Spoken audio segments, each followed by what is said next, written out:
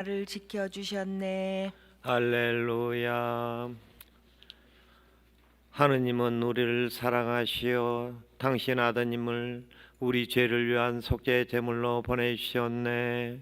할렐루야. 주님께서 여러분과 함께 또한 사제의 영과 함께 루카가 전한 거룩한 복음입니다. 주님 영광 받으소서. 그때에 예수님께서 예리고에 들어가시어 거리를 지나가고 계셨다. 마침 거기에 자케오라는 사람이 있었는데 그는 세관장이고 또 부자였다. 그는 예수님께서 어떠한 분이신지 보려고 애썼지만 군중에 가려 볼 수가 없었다. 키가 작았기 때문이다. 그래서 앞질러 달려가 돌 무화과 나무로 올라갔다. 그곳을 지나시는 예수님을 보려는 것이었다. 예수님께서 거기에 이르러 위를 쳐다보시며 그에게 이르셨다. 자케오야, 얼른 내려오너라. 오늘은 내가 네 집에 머물러야 하겠다. 자케오는 얼른 내려와 예수님을 기쁘게 맞아들였다. 그것을 보고 사람들은 모두 저희가 죄인의 집에 들어가 묵는군 하고 투덜거렸다. 그러나 자케오는 일어서서 주님께 말하였다. 보십시오, 주님, 제 재산의 반을 가난한 이들에게 주겠습니다. 그리고 제가 다른 사람 것을 횡령하였다면 네 곱절로 갚겠습니다. 그러자 예수님께서 그에게 이르셨다. 오늘 이 집에 구원이 내렸다. 이 사람도 아브라함의 자손이기 때문이다. 사람의 아들은 잃은 이들을 찾아 구원하러 왔다. 주님의 말씀입니다. 그리스도님 찬미합니다. 평화를 빕니다. 평화를 빕니다. 국민학교 4학년 때 그 겨울 방학을 마치고 나면 2월쯤에 개학을 합니다. 근데 새 학기는 3월 달에 시작되는데 그때까지는 이제 공부할 것을 다 한 상태입니다. 그래서 학교 선생님은 진도를 다 나갔기 때문에 아이들은 조용시켜야 되고 또 수업 일수는 채워야 되니까 집에서 책 한 권씩 가져와서 여기서 읽어라 이렇게 해서 한 오전 시간만 이렇게 해주십니다. 각자 집에서 이 책 저 책 가져오고 이제 지루하면 자기가 읽었던 책 다른 친구랑 바꿔보는데 바꿔보다 보니까 제 손에 들린 책이 드라큘라 백작이라는 책이었습니다. 꽤 애들을 보기에는 꽤 두꺼운 책이었고 글씨도 작고 꽤 꼼꼼했는데 이렇게 보다 보니 빠져들어서 한 1교시부터 한 3교시 이르기까지 한 3시간 만에 한 권을 이렇게 다 읽게 된 겁니다. 그 전설의 고향만 봐도 구미호가 이렇게 나오면 방석으로 가리고 봐야 되는 애들인데 그 드라큘라 백작 얘기를 처음부터 끝까지 설득력 있게 끝까지 쫙 읽으니까 그날부터 한 잠이 안 오기 시작하는 겁니다. 그리고 그때 당시 제가 살던 집이 아마 아파트가 그 집에서 나오면은 쓰레기통이 복도에 이렇게 있었거든요. 공동 쓰레기통처럼. 거기를 지나가면 거기서 뭔가 탁 튀어나올 것 같아서 그 쓰레기통 옆을 지나가기를 무서워했던 것 같습니다. 근데 그게 꽤 오래 갔습니다. 상당히 오래 갔는데 언제 이거를 좀 극복하게 됐냐면 그래 드라큘라가 와서 나를 물면 나도 드라큘라한테 물리어서 드라큘라가 되면 되지 뭐 이런 생각을 어린 마음에 했던 겁니다. 다시 말해서 이 그 나쁜 드라큘라가 나를 물어 죽이면 어떡할까에 대한 두려움은 있는데 나도 그렇게 물리면 드라큘라가 돼서 나쁜 존재가 되는데 그걸 막 무서워하다가 어느 순간인가는 나도 그런 존재가 되면 되지 뭐 이런 생각을 했다는 거죠. 그러니까 공포감은 좀 사라졌는데 이것에 대한 기억이 지금까지도 계속 남아 있어서 자꾸 이렇게 되새김질하게 됐거든요. 오늘 독서 내용 보시면 마카베오 학원의 얘기 이게 그리스의 피지배하에 있던 시절입니다. 그리스는 그리스 로마 신들을 섬기잖아요.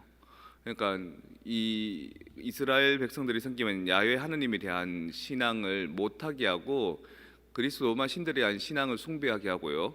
그리고 유대 율법에 나와 있는 금지되어 있는 음식인 돼지고기를 일부러 막 먹게 합니다. 입을 벌려서 막 쑤셔 넣는 거죠. 근데 아무나한테는 그러지 않고 그 당시에 민족들의 지도자이고 또 율법학자이고 또 랍비였던 엘라자르한테 그거를 억지로 시키는 겁니다. 그걸 사람들이 딱 보면은 엘라자르도 아자르도 저렇게 했는데 우리도 괜히 그리스의 그 신을 안 섬기려고 우리 유대 율법을 지키려 하다가 괜히 박해당하고 죽음을 맞지 않고 저 사람처럼 우리도 그렇게 따르면 되지, 이런 본보기가 되는 거죠. 그래서 엘아자르는 자기의 육신만 생각하면 마치 내가 드라큘라한테 물려서 나도 드라큘라가 되면 되지 뭐, 이렇게 그 사람들이 원하는 대로 고기 한 점 먹어주고 나는 살아나면 되지 뭐, 이렇게 할 수 있는데 그걸 못 하는 겁니다. 심지어는 그 그리스계의 제사장이 된 사람들하고 엘아자르라는 그 유대교의 이제 랍베인 그 이 사람하고가 급이 비슷하니까, 격이 비슷하니까 그쪽 사람들이 친하니까 먹는 척 해라, 우리가 입에 넣는 척하고 당신이 있다가 난 뒤에 뱉으면 우리는 아무 말 안 할게, 그냥 먹는 척만 해라. 그리고 당신은 율법을 지키고 저들이 보기에 저 사람은 받아들였다라고 인식만 시켜줘라라고 해도 노 합니다. 왜냐하면 내가 먹는 척하면 저 그리스계의 지도자들뿐만 아니라 유대교에 있는 모든 사람들, 특히 젊은이들도 엘아자르가 배교했다고 생각할 거 아니냐. 나는 율법을 안 어기고 그냥 하는 신용만 해서 살아남을지 몰라도 나중에 내가 우리 후대 사람들한테 미치는 영향은 어떻게 하겠느냐, 이러면서 결국 매를 맞고 죽어갑니다. 이 이야기하고 상당히 그 비슷한 결을 이루는 이야기가 하나 있는데요. 소크라테스 얘기입니다. 소크라테스라는 사람은 정치가도 아니고 종교인도 아닌데 그리스에서 특히 아테네라는 도시에서 상당히 미움을 받습니다. 왜냐하면 아테네는 신앙이 뛰어난 데거든요. 마치 우리가 하느님을 믿는 신앙이 뛰어난 것처럼 그 그리스 쪽에서도 신한테 한번 물어보자라고 해서 답을 얻는 것을 아주 중요하게 여기는데, 어떤 그 소크라테스의 제자가 신전에 가서 물어보는 겁니다.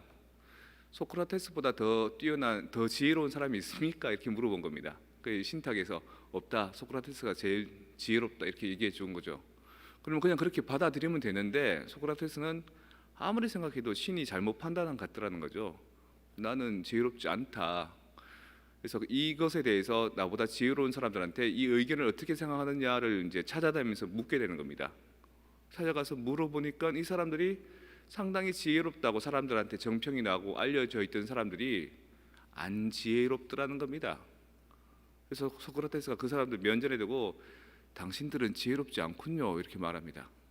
그리고 그 사람들한테 자꾸 질문을 이렇게 던져서 마치 애 낳는 여자한테 산파가 애를 잘 낳도록 이렇게 이끌어주는 것처럼 그 사람 입을 통해서 자신이 결국에는 지혜롭지 않다, 자신은 아무것도 모른다라는 것을 실토하게 만들어 버립니다.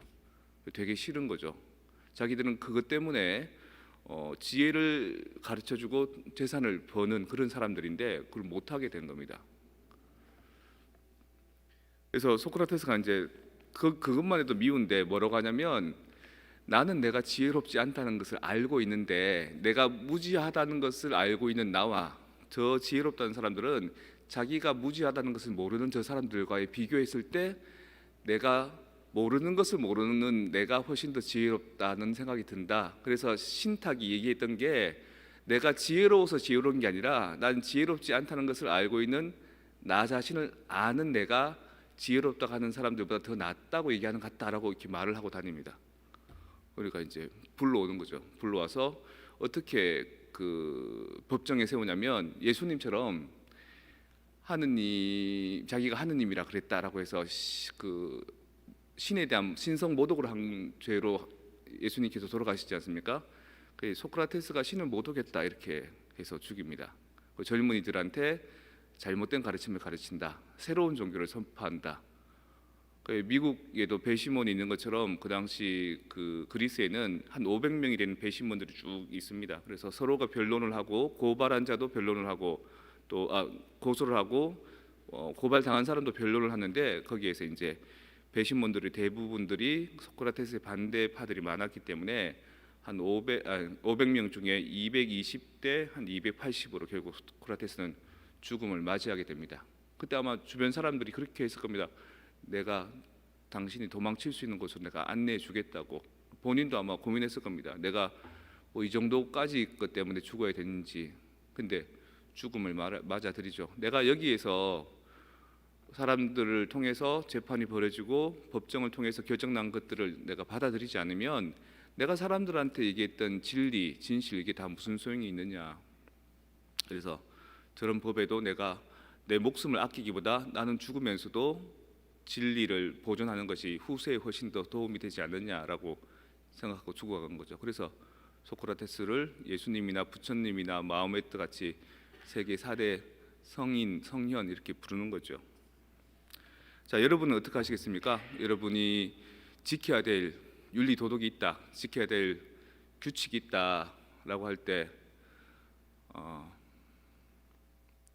못 지키게 될 때, 그것도 내 자의가 아니라 타의에 의해서 이거 지키면 죽어. 예를 들어서 미사 나오는데 영성체 모시는데 너네 그거 하면 죽어. 성체 모셨다가 다시 뱉어봐. 뭐 이러면 어떻게 하실 거예요?